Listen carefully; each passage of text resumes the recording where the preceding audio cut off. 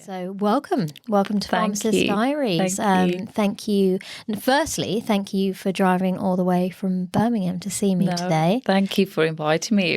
It was a bit of you want me on the podcast, so it was really nice to be invited. Thank you. Absolutely.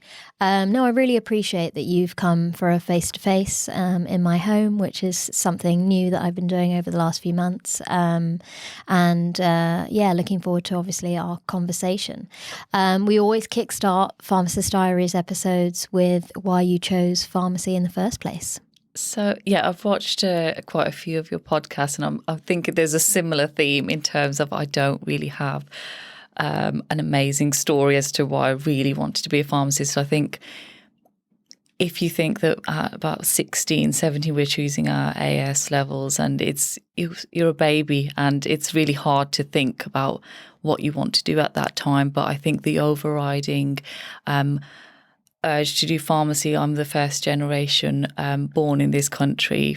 My mum and dad were from India, and seeing their hardships, they obviously wanted us to be in a job that is well paid, that we don't have to struggle.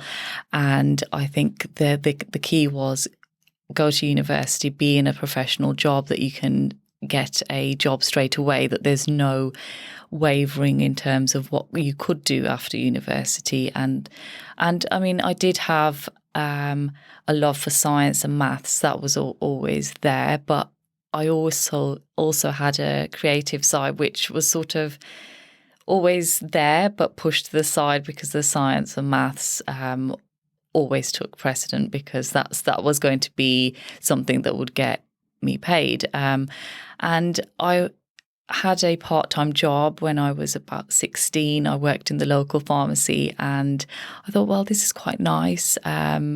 It was a lovely homely feel. You're in the centre of the community. People are coming in, and it felt like a family. The pharmacist was great, always advising the people that came in, and they just really looked at him with respect and understanding that this person is going to be there to help us. And I loved the aspect that it was very people orientated. There was always time to speak to people, to give them advice.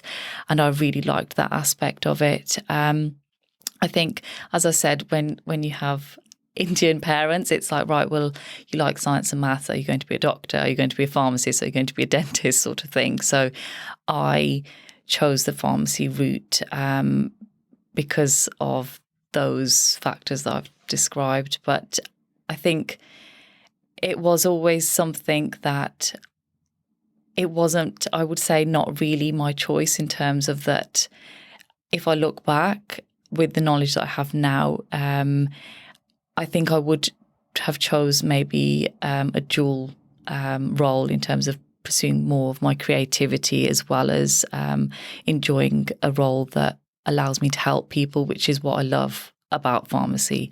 But yeah, that was really the way I got into pharmacy. And then I think university was great. It's time to really grow as a person, but you're still, I think if I look back now, you're still very much a child, going through learning and really embarking on quite a daunting journey, because university is fun, you're learning, and it's a transition from school life. So part of me almost felt that I was still at school. I was still doing my A levels. It was just a continuation of that, because I didn't really move away from home either. So it felt like I was going to school. I was going in the morning and come back to my home.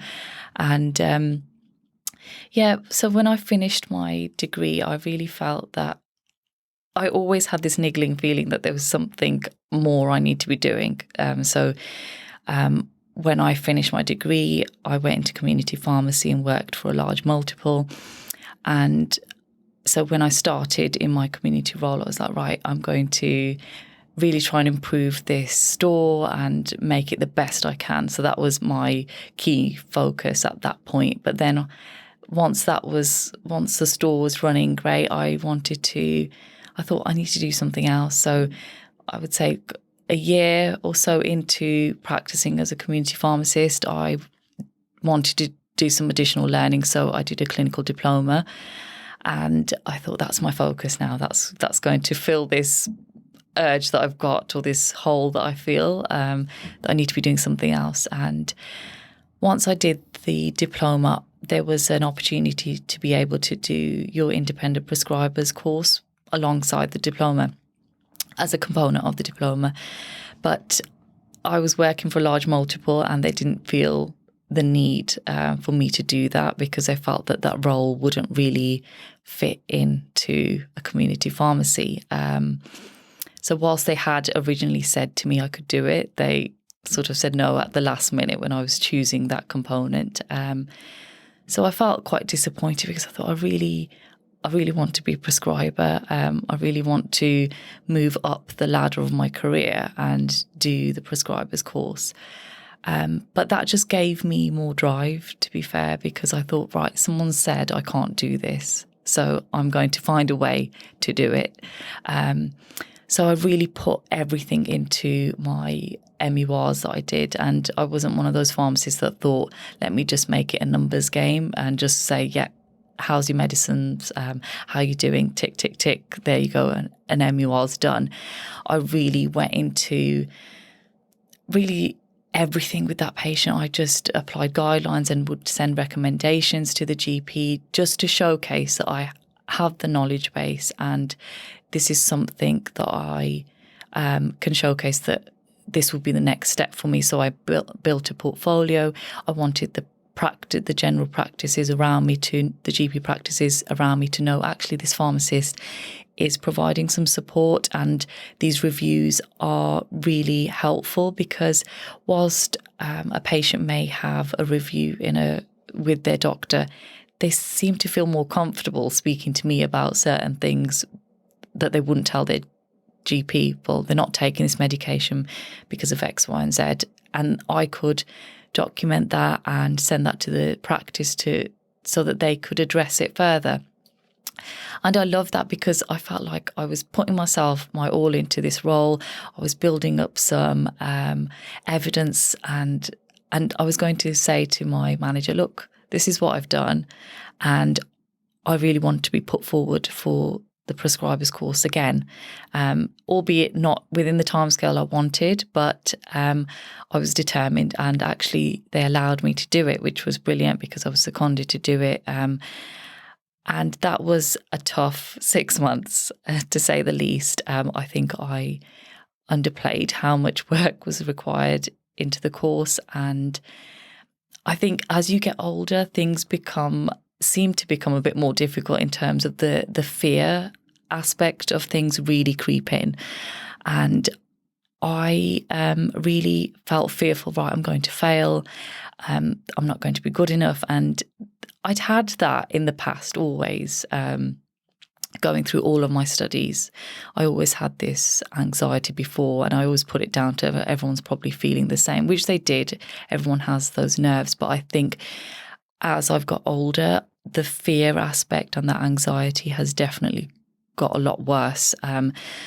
So the course was quite difficult for me in terms of managing my expectations and trying to fit everything in, because at that time that I was doing the prescribers course, I just got married. I was trying to buy my own house, and so there was a lot going on, and being in a different environment in terms of getting married, not being in your own home and having to adapt to another family life was very difficult. But I managed to get through it. I passed and I was elated. But then you always come up to the next obstacle, don't you? You think, right, I've done this, and when I get there, I'll be happy and it'll be fine and I won't want to do anything else. But at the time that I did the prescribers course, it was over 10 years ago. So there wasn't the roles that were freely available now as they are now. So whilst I'd passed, I didn't have a role to go into. So I started approaching GP practices to say that what a pharmacist could offer, still continued my medicine use reviews and trying to showcase that this role would be great to have within practice. But I didn't really get anywhere with that. And then I actually moved into hospital. So the large multiple that I worked for, Boots, they made a hospital pharmacy. So I moved into there, and it was great at the beginning, but it wasn't what I was expecting, because I was used to the community feel, getting to know all my customers and patients, which I loved, getting to know their story, which really helped me to help them with their medication and their lifestyle choices. And so when I moved to hospital, that was it. It was completely different, because they were seeing specialists, they were seeing consultants, and we were just the window to collect their medication. There was no community feel. Patients didn't really want to speak to us. They just wanted the medication and to get out.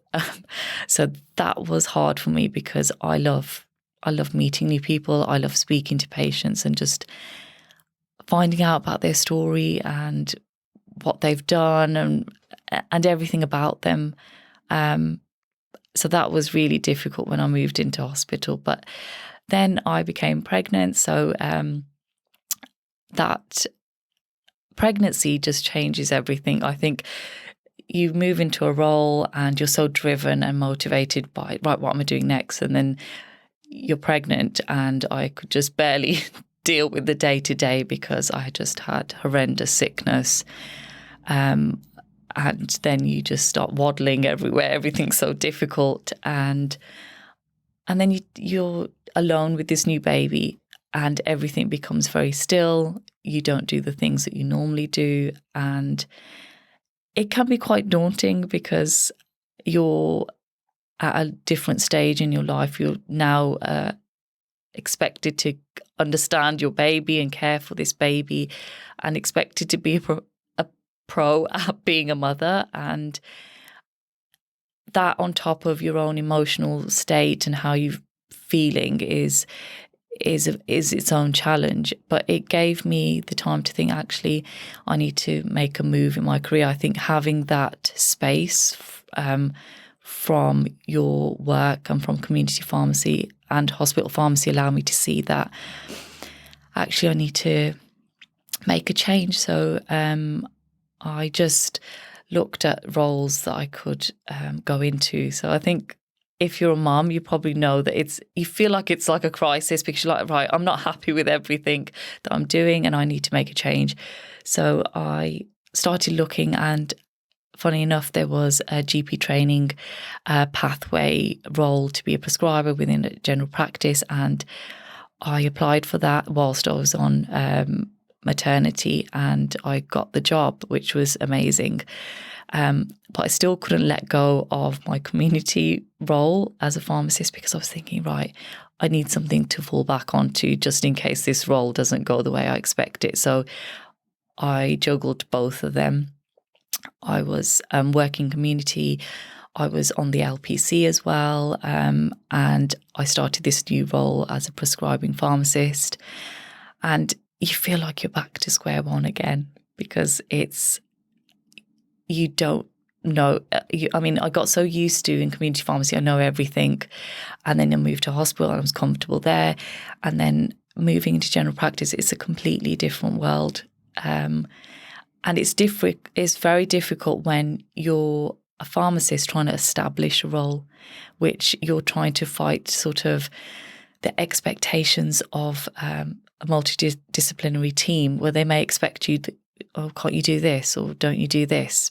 But you're in a new role. You're establishing what you can and can't do, and you're still learning as well.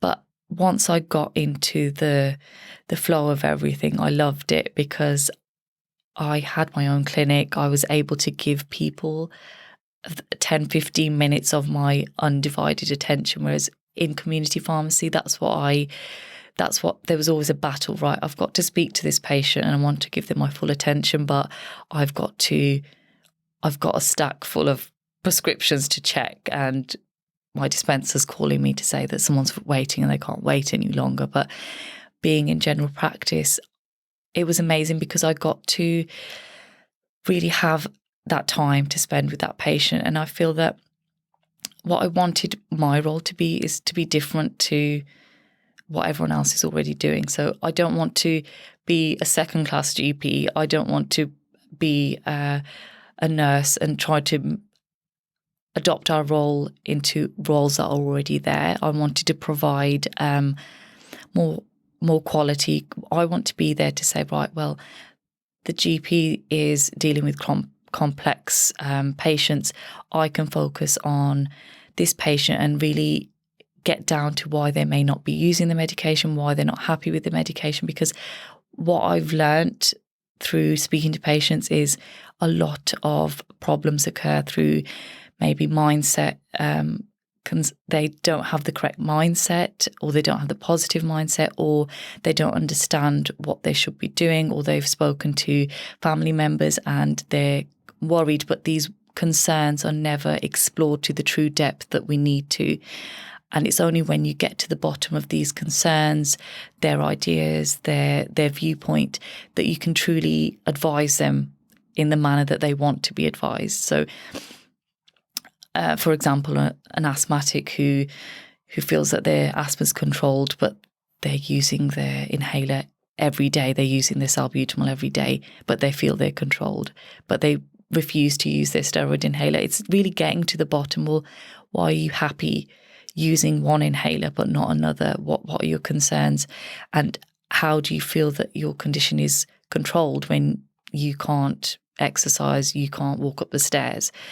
And I love that aspect, because I feel that sometimes just speaking to someone, you get so much. If you allow them to speak for 5 minutes, you can really pick up certain things that will allow you to help them from a medical aspect. I think if you go into, right, this is what you should be taking, why are you not taking it? And have a judgment of, well, why don't they just take it? Why don't they understand that this is going to help them?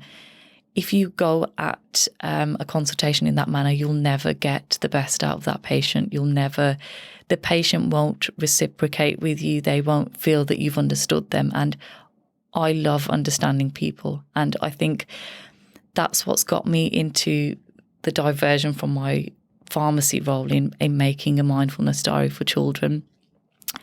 Because I've worked in community, I've worked in hospital, I've worked in general practice, and the overriding thing that really affects how a person behaves with their medication, their condition, in any aspect of their life, is their mental health. And mental health has to be at the centre of everything of that we do with the patient. And if we dismiss that fact, we'll never get the best out of that patient.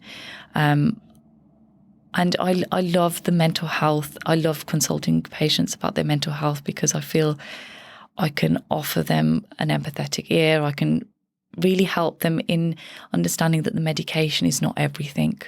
And as a pharmacist, we may be there to advise about medication, but we can advise so much more. And my love of mindfulness and exploring different ways of growing yourself, your mind, and it allows me to help those patients. But what I've realised is through the pandemic is that there's a crisis, and there's just not that many services that can see patients in a timely manner. And it's very sad, because patients need help here and now, but the help's not there in the timescale that they need.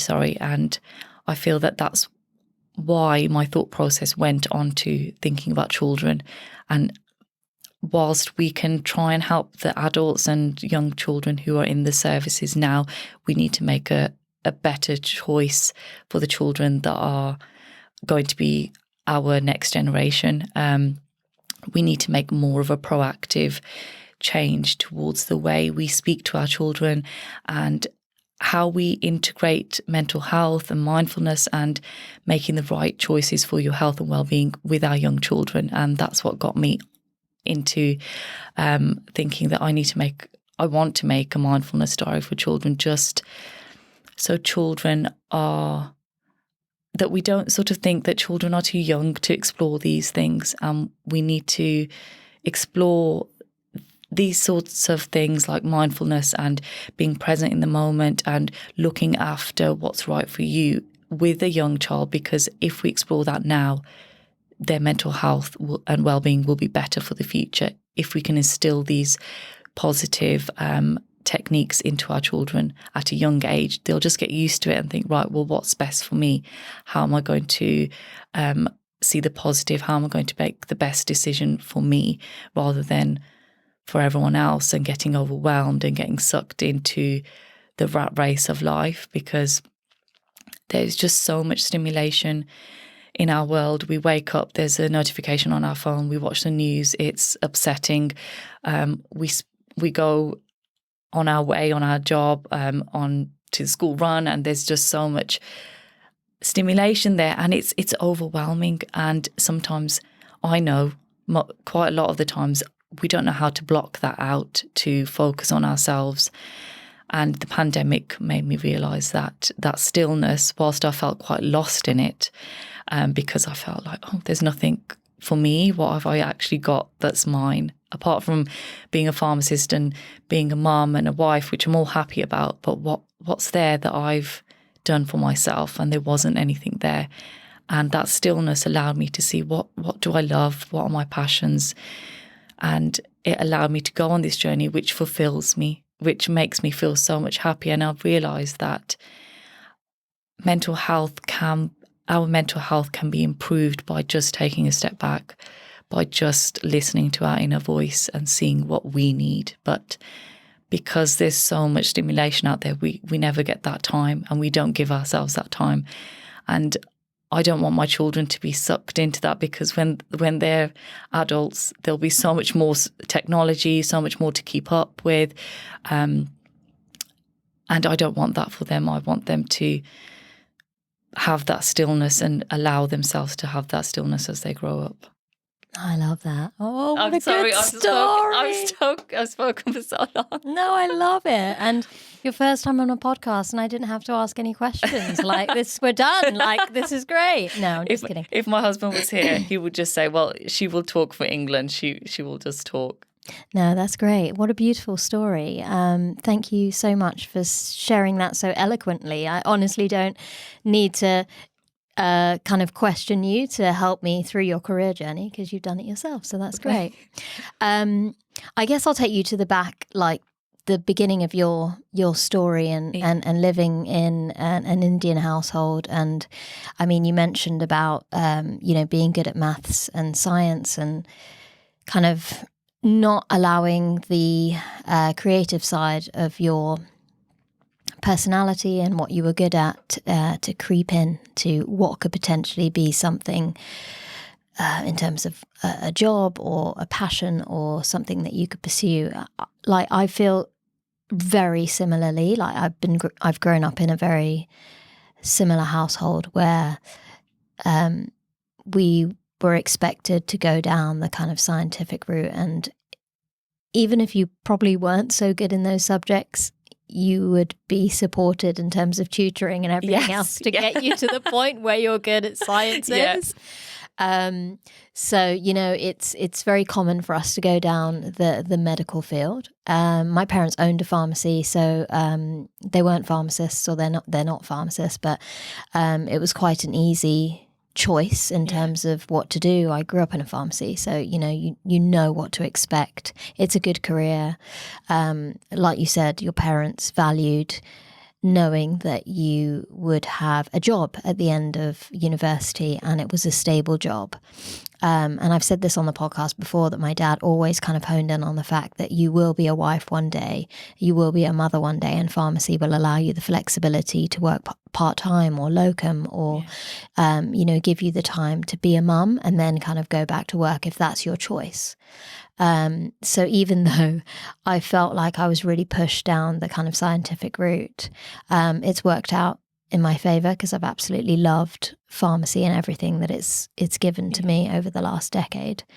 I mean, you talked a little bit about anxiety throughout kind of like your younger years. In those moments, do you remember what you used to do in order to try and cope with it? Or, like you said, you knew it was there, but you felt like it was normal because everyone else is kind of going through a similar experience. People feel stressed, don't they? Whether you're studying, like worried about exams. Was there anything in particular that you tried in those moments? I think I just learnt to just deal with it. And that doesn't sound like an explanation, but it became a part of me. And if I had palpitations and I couldn't hear anyone because I was so consumed with anxiety, I would just have that moment and then just get on. And I would just get used to that these palpitations are just what happens. And I thought that everyone probably goes through it, because I've spoken about it before in terms of if I've done a live or I've showcased it on my Instagram, that actually I didn't know how to speak about it, because I just thought everyone must go through this because I'm going through it. But when I look back, there was a lot of times that I had anxiety even in my younger years as going to school. So if we'd have a summer holiday and I had to then return to school, I would feel sick in the morning. I wouldn't eat my breakfast, but my mum didn't have a word for it. She just said, "Oh, you'll be fine. You're just worried about going to school." But then in conversation, my mum would say, "Oh, you'd always feel a bit sick," but she still didn't understand that actually inside I was feeling quite unwell. But you sort of ignore it in terms of how long it's gone on. And then it starts to impact other parts of your life. So like I described, the exam stress would get worse the day before an exam, or just approaching the days up to it, or if I'm studying and I've got to hand an assignment in, it would go from maybe the night before to weeks before to stressing and feeling anxious the whole time I'm doing the course.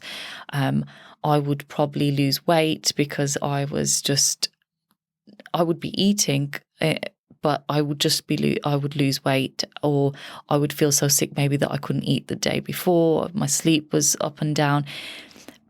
But I became very numb to it. And I think that's what a lot of our generation did, because we didn't have an outlet to speak to anyone about it. And even I would say after having my kids, I still couldn't see it as a problem. But when you have your kids and you have your emotions are everywhere, your hormones are everywhere, but it's not an excuse to say that, oh, you've just had a baby and it's just those your hormones after having a child, you'll be fine.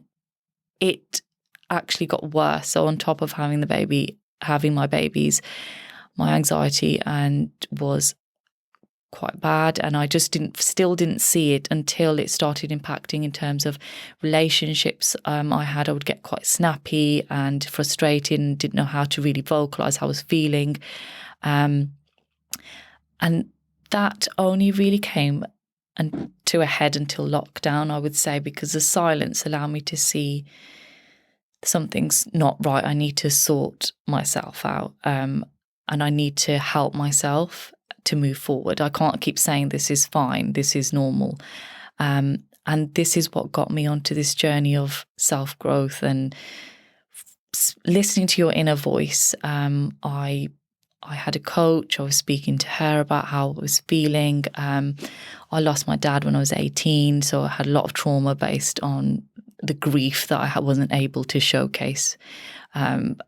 So letting go of all of that and saying it's okay not to be okay allowed me to move forward. And had I not done that, I wouldn't be on this journey now with my diary. I know, because I would be in a vicious circle of why is my life like this? Why haven't I got this? I can't do this because of fear.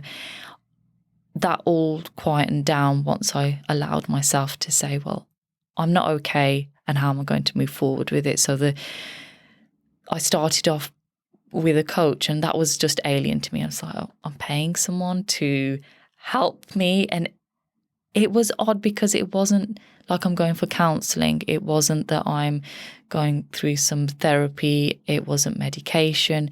It was a coach, which felt a bit airy-fairy to me. But actually that was the best help that I could have had, because I've had counselling in the past, but they didn't get to the root of how it was affecting every other part of my life. And just getting out of that victimhood and having someone to support me just allowed so much of my passions to come out and that creativity to come out, and allowed me to focus on what mattered to me instead of allowing the external noise of everyone else and what's happening around the world and what's happening in everyone else's life to shut down my inner voice. And the coach, she really helped me, and I just felt like I was able to let go of that grief for my dad in a healthy way.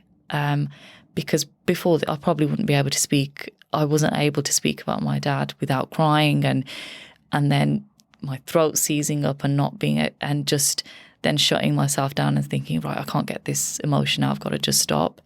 But now I've got to a healthy place where I can speak about him, and it doesn't affect me negatively, if that makes sense. Because grief is, you have waves of grief, but I was unconsciously consumed with it, and just releasing that allowed me to explore myself and really get to a better place in my mindset. And that's what made me realise that actually mindset and exploring yourself is so important in having good mental health.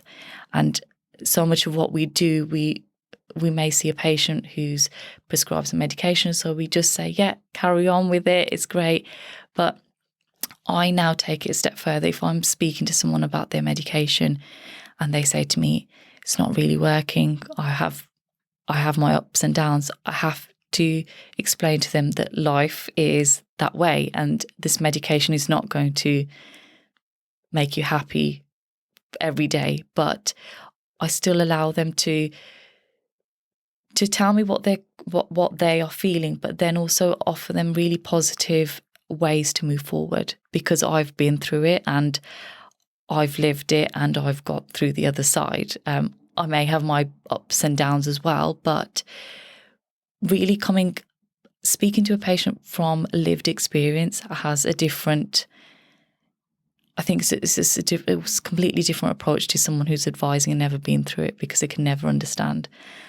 Someone who's never had anxiety will never understand how it is, because someone might say, oh, just snap out of it, you're worrying for no reason, but it consumes you. But until you focus on working on yourself and listening to your inner voice, you will never move forward, and no amount of medication will help you move forward, because the medication becomes an excuse. It's not working because of the medication.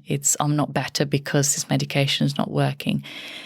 And I was really shocked how much mindfulness and having some time out for yourself can just so quickly improve how you feel. And it was just like a miracle to me, because I thought, I can't believe I've lived with this for years, and I would never have been able to do this when I was a child or a teenager or even in my 20s. But making time for myself, I started running, I just started journaling, I started seeing the beauty around me. And it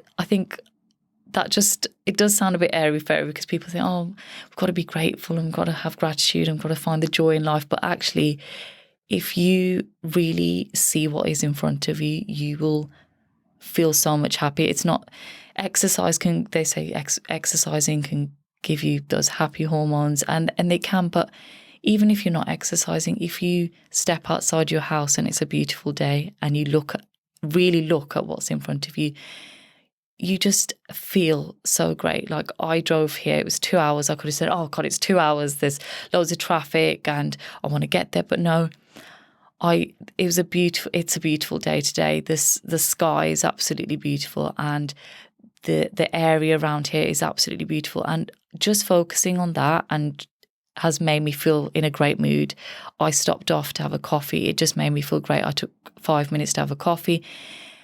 And we put so much onus on really big things, but actually if you get back to the basics of doing something really simple, like sitting down and saying, I'm not going to touch my phone, I'm going to have a coffee, I'm going to look outside, all this can bring you back to yourself and your inner voice, and just focusing on what really matters, because the outside noise is really detrimental to our children and the next generation, and to us really, because it's very hard to get away from. So it's so hard. There's so many things I could say on all of these topics. I think in the 80s and 90s when we were growing up, the awareness of mental health was pretty much next to nothing. Yeah. Or the mental health conditions that we were aware of that were highlighted to us were the standard bipolar disease, schizophrenia, things like that. But when it comes to anxiety, depression, kind of things that impact your mood, there wasn't much kind of advertised into how to cope with those issues. Yeah. And for sure, my parents were not aware of some of the things that were happening to me as a person, or the choices they made in terms of parenting that impacted me as a girl as well. Like, I moved to America when I was 15. So I went from an all-girls private school here in the UK. Kind of my parents just said, we're moving to America. Like, we're going, and you're obviously coming with us. But there was no real discussion as to how that would make me feel. And my dad is a very kind of like deal with it kind of guy. You know, he's just like, you know, sort of man up and deal with it. What are you getting upset about? You know, what's the big deal? It's that generation, isn't it? It's just, they had to deal with it. Yeah, just deal with it. All the things they dealt with was so much worse. Yeah. Which I completely appreciate. Yeah. They've, you know, traveled from different countries. My mum got kicked out of Uganda when she came here in the 70s. My dad moved countries on his own, coming to school here when he was like 17, 18 years old with some of his friends. So for them, it was like, well, we've done it. What's the big deal? We're going to do it. But when it came to dealing with the emotional aspect of change, they didn't necessarily have the awareness of how that would impact me. And it's not their fault. There's no blame here. I went from that all-girls private school, loving life, to an American school which was mixed, like no uniform, public school environment. I mean, it was like, I describe it like Clueless, the movie. That's the easiest way to describe it. If you watch that movie, that's exactly the type of school that I went to and the type of environment that I was exposed to. There's so many different types of people. And no one understood me as a person. They didn't even know necessarily where England was. And they associated, in the 1990s they associated being English as being white. So they were like, we don't understand why your skin is brown, but you say you're from England. And then they would make comments like, is it American Indian, like living in a teepee? So things like that really like shocked me. That was obviously not expected. Yeah. And managing that was really challenging for me. And I dealt with that through rebellion. That was my thing. I went through my late teens and my 20s in rebellion. My parents went through torture, dealing with a lot of the issues with me going out, like sneaking out the house at night time, like going out drinking with friends, because it was quite a normal thing to do in the US. Yeah. Especially when you're 16, 17, house parties would be happening, drinking would be happening at a very early age. And it does happen here, but it's very different. And my parents were quite strict in terms of rules. We've gone to a new country and they were like, no, you kind of need to be home. We don't know who you're going out with. Yeah. There's going to be boys there. Like, what? You know, and coming from that all girls school environment where you're hanging out with girls all the time, it's suddenly like, this is a bit risky. Yeah. And they weren't super strict in terms of the Asian culture, or they have evolved over time in terms of becoming more open-minded with that, because Asian cultures can be quite strict in terms of going out with boys in your, when you're 16, 17 years old. But at the same time, I didn't feel free. And I felt very different to everybody else. Like, how come everyone else is allowed to go out and enjoy themselves, have house parties and have like 50 people over and just let loose?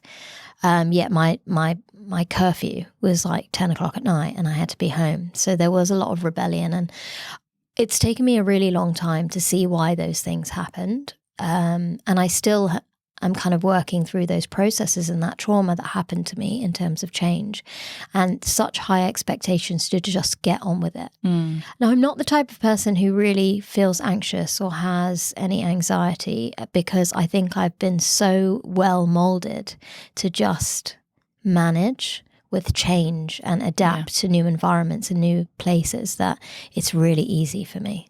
It's an absolute breeze. Like moving to the UAE and working in Abu Dhabi and Dubai was just easy. There wasn't, in terms of my mental kind of like ability to change environment and just go to another country and find a job. Like for me, it was adventure. I loved it.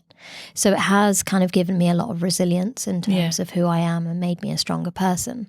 But I think growing up in our generation, it has been really difficult to manage the anxiety and the stress, because we're just not necessarily aware of what those feelings are, and that there is a choice in terms of how we can manage them, or taking that step back, like you said, and saying to yourself, okay, this doesn't feel right, or I'm not happy, or I feel sad, or I feel stressed. Take a step back, look at the bigger picture and try and identify why it's happening, and then taking steps to manage that. I mean, I'm turning 40 this year, and I'm kind of pretty much into the journey of all of the self-discovery and the mindfulness, the meditation.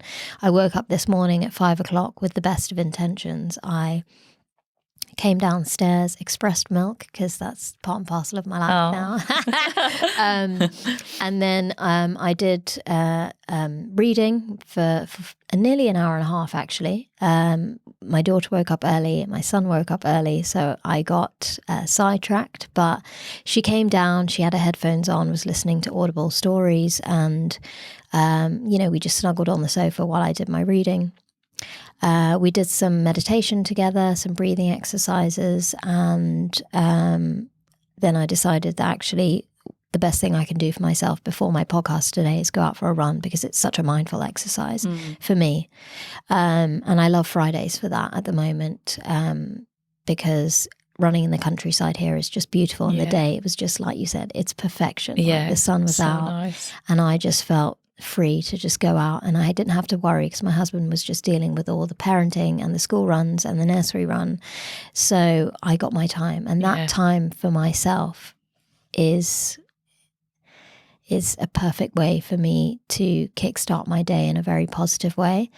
And I have been doing practices like this for many years and not realizing the impact. I've been doing yoga for years. When I was married, but I didn't have kids, and my husband used to watch football, I used to practice 90 minutes of yoga while he watched the football.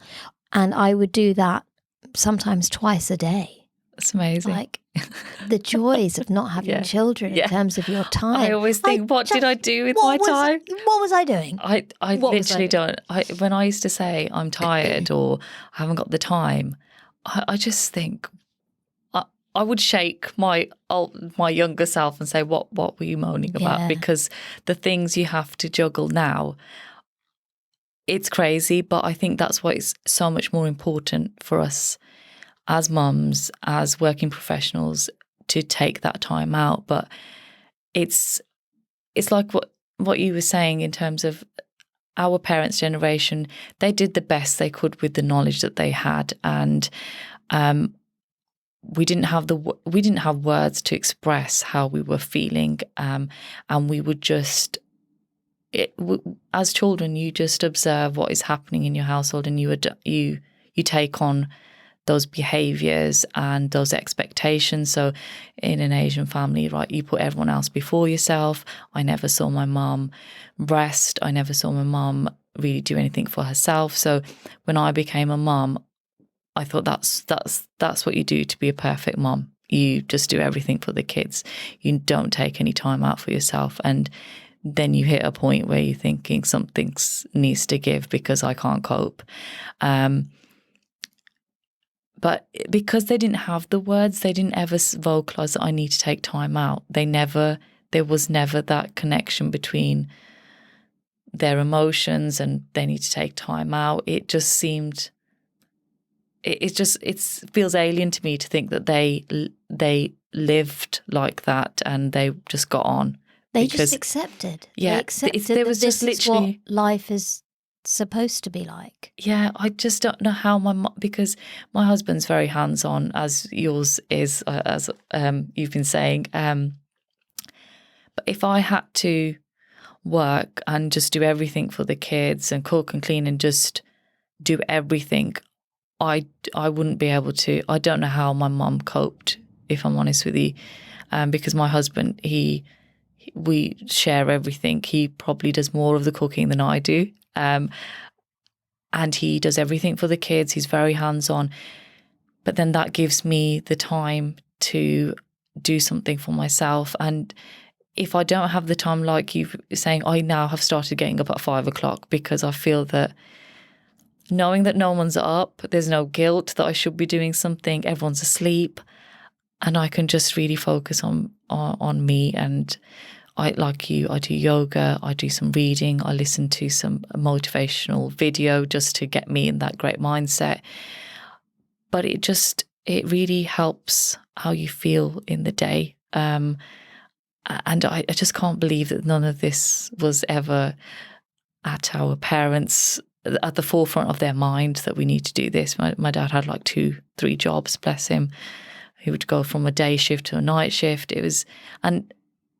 So I understand why they wanted to push me down the scientific or some professional route where I wouldn't have to struggle in terms of finances and there would be something there for me. But I think we all need some fun and creativity in our life. You cannot just be, just focus on just your career and being a wife and a mother. You can't do that. You just can't do that.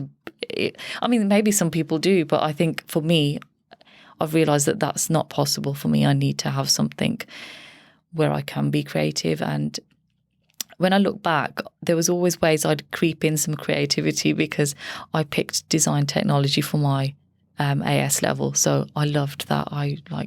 It was textiles, so I loved sewing, and I even picked psychology because I loved understanding how people behave and why they behave in a certain way. And then even growing up, I loved baking.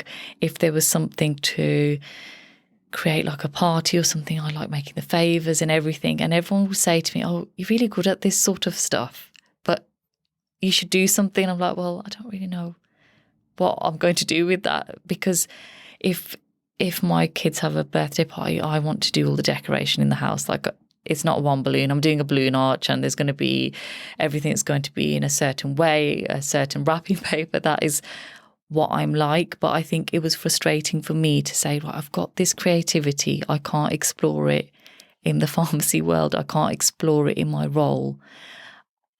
And that became frustrating for me because I thought, it became frustrating, but then you just sort of push it down, don't you? You think, right, that's not going to work in my job, so I'll just try and do it at home and explore it in different ways.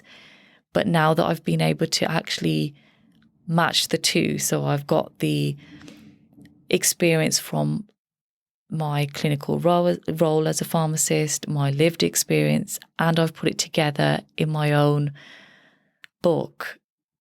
It's amazing, and it makes me feel so happy that I've actually put the two together when I never thought it was possible, that I've brought my clinical knowledge in terms of mental health and how we need to help the younger generation into a fun, creative diary, which I've created for kids, and it just makes me super proud, because had I not gone on this growth journey, I would never have done it. I would never have listened to my inner voice and the creativity that comes from listening to yourself.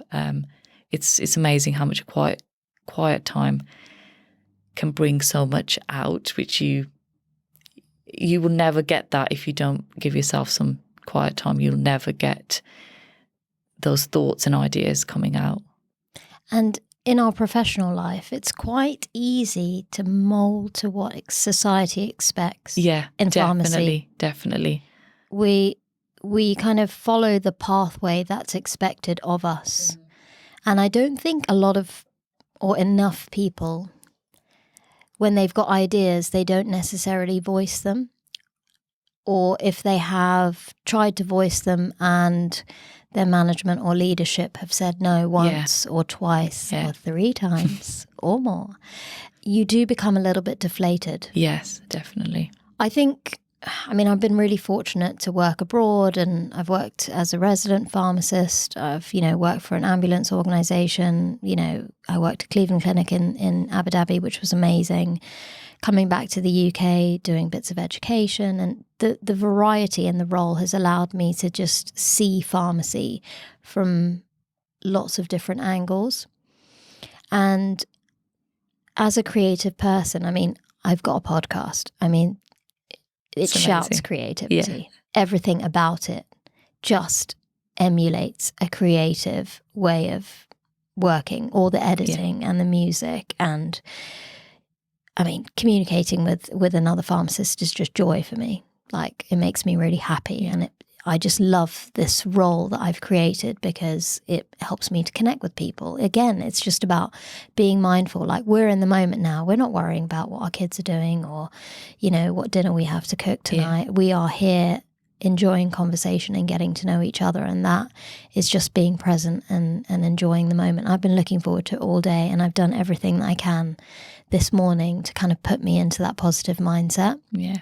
But there have been lots of times that I have thought outside the box in my roles and tried very hard to convince whoever I'm working with that there is a creative side of pharmacy that we can put into place, whether that's changing a face-to-face, educational program we've got for international students to an online version, and how we can kind of build creativity with palliative care.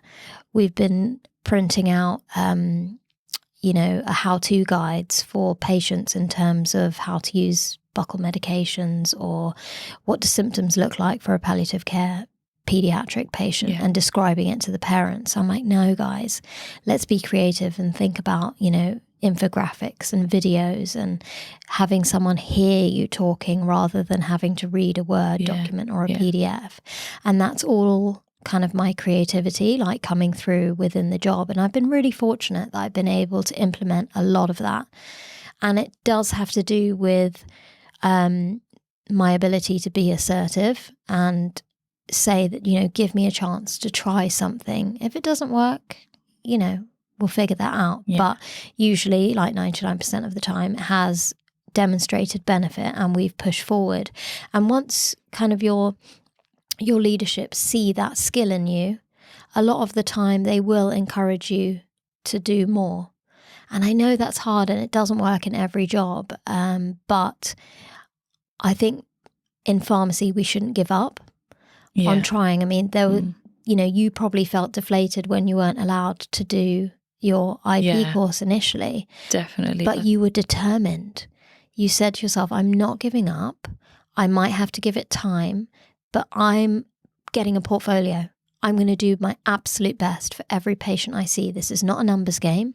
I'm going to make a difference, and I'm going to show them that we can implement change and have something different within this pharmacy. Yeah. So that in itself is just, that's amazing that you had that at that time, and you were demonstrating a form of being mindful and understanding your passions and your values, and then pushing something forward and implementing that change. And you can see that's creeped into obviously what you're doing now. But it's only when you look back in that, if I think back to that time, I was probably, it's amazing sometimes a no can drive you forward. or that no can deflate you and say, I'm giving up. And I love watching stories about like influential or famous people, because it shows that we might see them in media, but they've faced a struggle.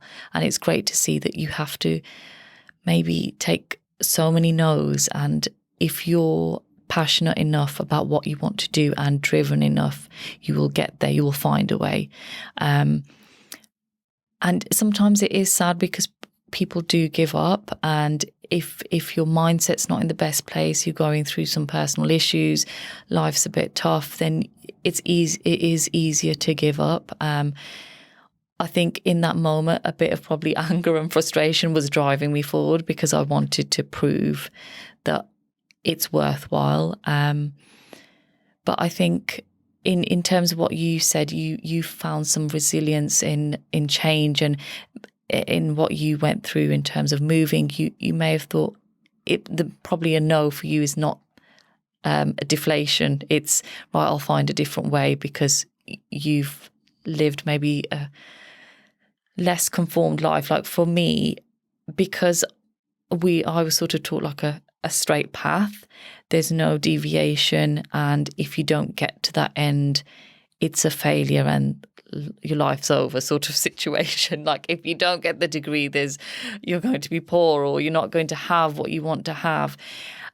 And I've only come to the realization in this last few years that actually you can do whatever you want to do, and life doesn't end at like your university degree. Like when you're 18 and people are saying you need to get a degree, you need to go into education to make something of yourself, it's very daunting, because you think, right, oh gosh, I've got to have everything sorted by 26, 27. I've got to have my degree, be married, have kids. I've got to have that all.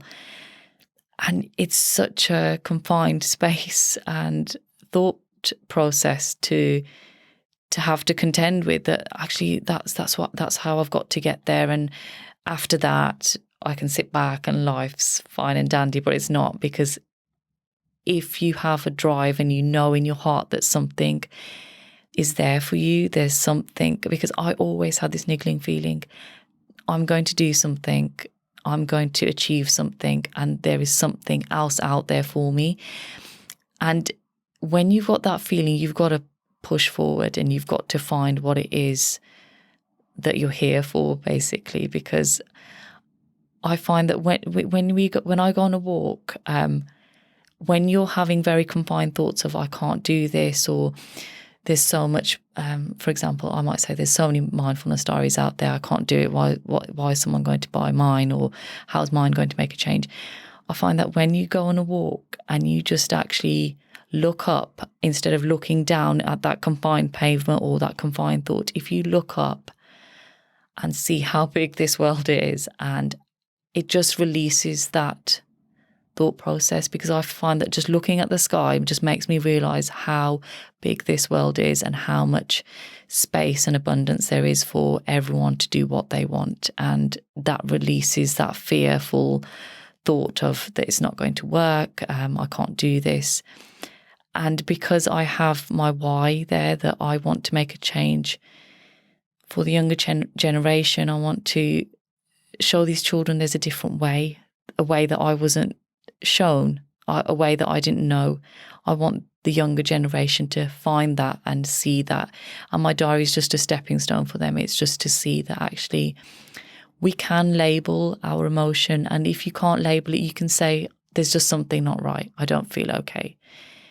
But that is the first step, to labeling how you're feeling so that you can find a way to feel better. And also showing our kids we don't have to be happy all the time. It's absolutely fine to have these ups and downs. But when you've been shown, right, you need to be happy all the time, everyone else is happy all the time, why are we not happy all the time? You go into being a victim and saying that life's not great, I haven't been dealt the best cards, I haven't got the best luck on my side. You get out of that because you realise everyone is going through the same. Everyone's going through the same. You can be open and just share how you're feeling.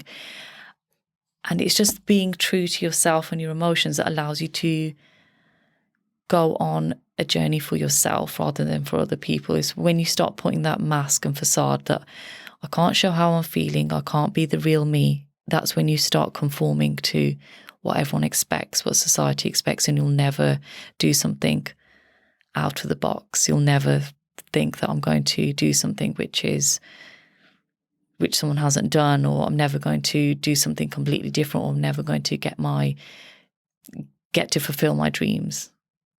It's hard though, because I think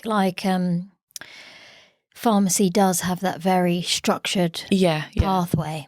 But I think what is really important and what will be really valuable, especially because I have a lot of pharmacy students listening to the podcast, and as a university lecturer, I would say to them that think of your university life and starting your life as a pharmacist as progression. Like everything is a stepping stone. Like you said, you don't just finish your degree and then you're like, boom, like I've made it. Yeah. This is it. I'm going to have the best life as a pharmacist. Yeah. No, that is literally the start of your journey, and every single job that you have, every single month that you go through, you will be learning and growing and changing and adapting into a better person. Yeah. And you will go through ups and downs. You will face challenges, but it's your mindset that eventually allows you to see what you're going through and be reflective and alter what you're doing or how you behave or how you see the world in order to move forward. Yeah. And I don't think we teach this enough, and I don't think that there is enough awareness, because students focus on, university students are focusing on getting a first. Again, we're teaching our students to follow numbers from the day they start university. They are not necessarily guided in the best way to truly understand the different aspects of the course that they go through and what they've absolutely loved, where they've demonstrated loads of passion. Where did you get your best marks? Why did you get the marks? Like, why was it easy? Yeah. Were you passionate about it? Did you just love being in a lab? Did you enjoy the consultations? Are you amazing at doing MCQ exams? Like, where does your brain fit into this scenario as a pharmacist? And then guiding them to understand where they can go in terms of careers. Because in their mind, it's just, like you said, we're babies when we start university. Like, you genuinely don't have a clue. It's the first time you've probably lived outside your home. And in fact, a lot of students, especially in central London, are commuting now. Yeah. So they're still at home. They're still with their parents because they can't afford to live out. Yeah. So you're still in child mode. You haven't quite understood. And when you become a university student and you actually move out of your house, which a lot of students are doing, you're getting used to living with friends and cooking, learning how to cook, and, getting used to the lifestyle of setting your alarm and kind of like getting to your classes on time. And, oh my God, I have to get home and cook dinner and before I go out with my friends. And, you're living a very independent life, which is, again, very new to you. Yeah. So you're going through the day-to-day of this course, but you're not necessarily switched on in terms of like your mindset and understanding all the time, what are the steps I'm taking now which are going to help me to become the best version of myself in the future? And what is it that I'm genuinely passionate about that will allow me to pursue the certain practice of pharmacy that I'm going to be amazing at and something that I will wake up every day and truly love? Yeah. And it's taken me well over a decade to figure out what I enjoy. And that's a really long time. Yeah. But it's just not necessarily always having the awareness. It was when I came back from Abu Dhabi to the UK and I had guilt that I left the NHS. And I used to put myself down. And it probably one of the only times I've had major self-doubt, where I've left the NHS, I've left the hospital structure, I left as a band 6, but now I've got the experience to apply for an 8A, but I haven't followed the right pathway, so I better apply for a band 7 job. I sent my CV to my old manager because I'd updated it, and he was like, literally, have you lost it? Like, look at what you've done. Yeah. and tell me that you should apply for a band 7 job. Like, absolutely not. Like, you just have to skip that stage of your life. Like, you've gained that experience in a different place, in a different country, in a different experience. You know, you're following a very like, you know, closed-minded like pathway. You're thinking that you should go through the standard pathway as a hospital pharmacist, but you've left that and you need to open your mindset. And my husband told me so many times as well, like, your experience will take you so far. And it was only when I started practicing for interviews, really, again, writing it all down. Again, I didn't use a computer. I have a notebook for all of my interview prep and kind of applying for jobs. I still have it. Pen and paper. Yeah, I love it. I feel like it's, if you write it down, I might write some notes in my phone or my laptop. I'm like, I'm just going to get a pen and paper and write. I just feel it's so therapeutic. It's very therapeutic. And the I don't know, visualizing your handwriting and all my little doodles and my little clouds that I like drawing, it just makes sense. And when I started looking at that and identifying examples of skills, like, okay, well, I did this and these are the skills I learned. Then I started realizing and I started gaining that confidence again to say that actually, no, I should apply for an 8A job at least. And I should fight for it. Like, there's no reason not to. But that kind of practice of reflection was relatively new to me, and that was only 5 years ago. Yeah. Since then, my reflective practice, going on coaching, you know, group coaching, like you getting a coach, it has transformed me. My husband also is amazing at all this type of stuff. So living with someone who's breathing all of that day in, day out has made a huge difference. Yeah.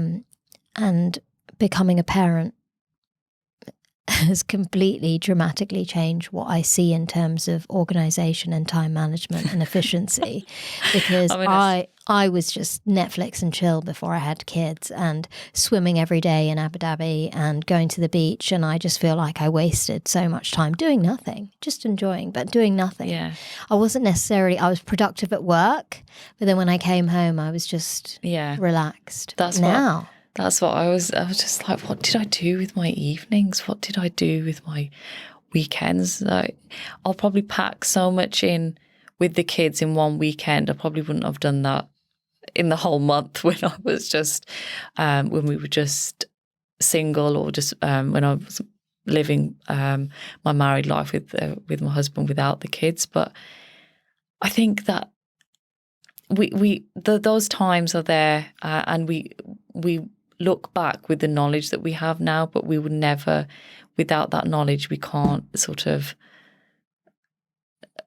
change the past, because we didn't have that knowledge. Like, this knowledge has only come to us now, and I think we were babies there. Even 20s is young to me. Like, it's knowledge through experience, and definitely, and that's what you have to see it as. Yeah, but the reflection that you were talking about.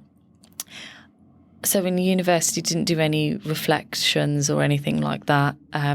But when I did my diploma, there was like, right, we're going to do reflective essay, and I was like, this is a bit whiffly waffly. What is this? Like this? But to me, it was quite strange, because that was the easiest thing for me. It was the easiest thing, but I hadn't ever done it.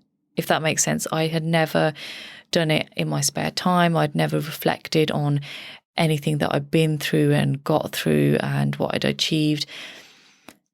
But when I did that, I was like, oh, really? This is easy for me. I love doing this. And it wasn't something that I struggled with, that I could really easily do a reflective essay and really go into the depths of why this happened and how I was and how someone else behaved, or if it was maybe a patient consultation that you have to reflect on. But there was a reflective essay on my career to date, that's when I reflected on, actually, I've really done quite a bit for just being qualified sort of 3-4 years. I've finished my diploma, I'm doing an independent prescriber's course. And that reflection, it gives you the confidence, I can do this, and so this reflective and this reflection should be inherent to our school life, our university life. It's something that we should do daily, if not like weekly, just see what we've achieved, what's not gone so great, what we've done. And within my diary, I've got weekly reflections because it's good for the kids, my kids, anyone's kids, to get into this, right? Well, what went well this week? What made me happy? What didn't make me feel so great? Why did I feel that way? How can I make myself feel better? It's really good to get into the mindset, well, this has happened. How am I going to move forward? Because that's what reflection is. These great things have happened. This is going to give me the confidence to move forward. These bad things have happened. Things are not great. How am I going to move forward?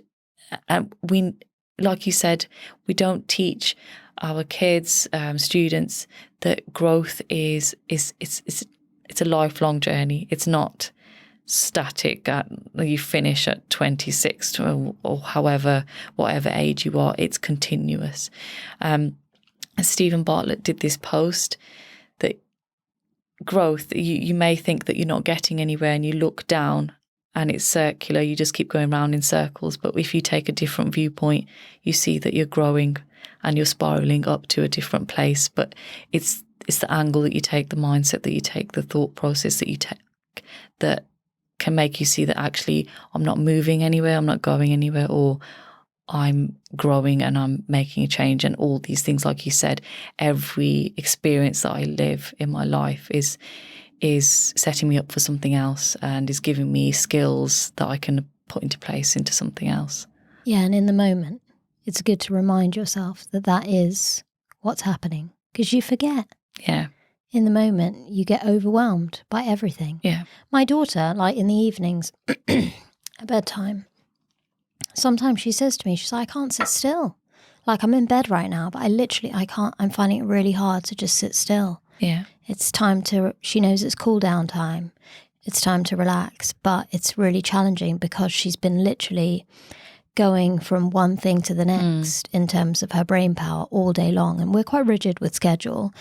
But having that kind of structure to her day, she knows what to expect or what's coming, next. And it helps us to move forward with the day rather than getting too distracted. But when we go upstairs at bedtime, my husband's usually dealing with Kai and putting him to bed, and me and Lily get in bed and we just talk. We've recently started doing like 1 minute of breathing together. And obviously I'm hoping to increase the time that we are able to do that and spend that time being mindful. But once we've finished the reading, because she started, obviously she's reading now and writing, she gives you a piece of paper and she asks you to write down a sentence about how you're feeling. So she'll pick a feeling, like what made you happy, what made you sad. And we tried to get her to do positive affirmations or reflection. But sometimes, something might have made her sad. So she wants everyone to talk about something that made you sad during the day. Or something that she's excited about for the following day. And it's been really, really nice because when you pick up your child from school and you say, how was your day? Yeah. It was fine. That's the worst thing you can say to a child. Yeah. Fine. Yeah, what fine. did you do? Why ask nothing. me? Yeah. Nothing. So you sat there at school doing nothing. But we've changed those questions, what made you happy today? Like, tell us something that was really exciting that you did. And this is giving us more conversation. But sometimes when she's got that free headspace in the evening, right before bedtime, and you do that reflective practice with her, she has the ability to think back on the day and say, well, actually, do you know what? Like, it made me really happy that you picked me up from school today and you brought me a snack, because I don't normally bring her snacks. And, we went for a walk after school, or we went to the coffee shop, or whatever it was. Because and it's really nice. We've always, I think, been taught to find happiness in really big things. And the focus is never on a small thing, like you said, like a snack, or that you went on a walk. It's not on the smaller things, because I think social media portrays, someone's got a big car, they've got a big house, they're going on holiday in these lavish places. Like, the onus has become on really materialistic, big things, or they've been promoted. It's not about that, and that's when you get lost in all that nonsense, which is not really important. My daughter, she can if something bad has happened, that has ruined her whole day, which a lot of people, adults, do that. One small thing, oh, I was late for work, so I'm in a foul mood because I was late, and everything else after that has been terrible. My daughter will do that. So she'll say something small happened and it wasn't great, so that's ruined her whole day. But I have to bring her back to say, well, what happened before that? We went out, we did this. How did you feel when we did that? And if we can do that with the kids now, it was just definitely going to help them when they're older, because they are going to experience hardships. We can't protect them, and we can't make them feel happy all the time, because it's not a reasonable expectation, and it's not something we want them to believe, that you have to be happy all the time. So it's great to explore those sad feelings, but then to say, well, how are we going to get out of it? Or if one bad thing has happened, can we reflect on what else we have to find some happiness, and maybe that bad thing doesn't feel so bad once you focus on all the amazing things you already have and have done in your life. And I think the younger generation is not very good at that. The older generation is, right, deal with it, whatever it is, and no ecstatic happiness or the opposite way of being really extremely sad. They just hold it in and just maybe quite don't know what the word is, quite just level on everything. Nothing's too happy, nothing's too sad, but they internalize everything. Whereas the younger generation, they might be the patients that I see, say sort of teens and young adults, they're quite good at vocalizing what's happened, but they don't have the resilience to say, well, that's happened, how am I going to move forward? It's victimizing. Yeah, everything's right. Well, because they've seen it in social media, it should be easy. Everything should be easy. You shouldn't have to work for something. You should have instant fame, instant money. Everything's at a click of a button, so you should have it. So when they don't have that expectation of what they believe to be a perfect life, that in a snapshot, that just is very quickly affects their mood and how they're feeling, but then they don't have the skill set to move out of that, which is quite sad, because I think social media has done that. Whilst it can be positive in maybe showing sort of key messages, and it can be quite detrimental, especially to the teens now, which is what I don't want for the younger generation. We've got to get back to basics with the kids now, and because they're already exposed to iPads and what's on the TV, they're seeing things, and we've got to really hone in on their expectations and see what is abundance, what is being we've got to redefine what is happiness. Happiness is not materialistic things, or seeing some child open 10,000 presents on a YouTube channel or have a big house. It's not about that. It's about getting our kids back to being happy, just being kids and being in nature. And like you said, just having quality time with each other. That is what happiness is, just getting back to basics. And how does how have you implemented a lot of these thoughts and ideas into the diary? Tell us about the diary itself. So the diary is it's a 52-week diary, and really the diary for me is about helping the parents to get their children into thinking about these things, but also it's about getting the parents to think about themselves as well, because I know that the generation of parents who will buy it will probably, or have this diary, probably haven't focused on their own mental health. So that's why it's a family diary, because each week there's a quote, affirmation, reflections, there's activities, weekly activities, which I want families to do together, because one, it will help their children. And I know everyone wants the best for their child, but also in doing it with their children, they may have some reflections for themselves that they need to work through. So the month of February is about self-love.